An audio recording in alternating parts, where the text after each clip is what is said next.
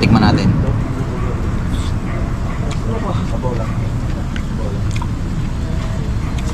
Malutong yung laman niya, talagang lasang-lasa mo yung kare-kare, and then yung pagkabaka niya, lasang-lasa mo, napakasarap at talagang sulit na sulit kasi napakarami ng laman niya. Ayan. So ayan, ito yung kanilang pares overload. Meron na siyang tuwalya, chicharong bulaklak, taba, and then syempre only rice and free drinks na siya.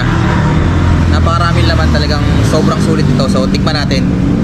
So ayan, meron siyang beef balat, bagnet, chicharong bulaklak, tuwalya, syempre only rice na rin siya with free drinks. So ayan, no? Tikman natin. Tapos lagyan natin ang sabaw.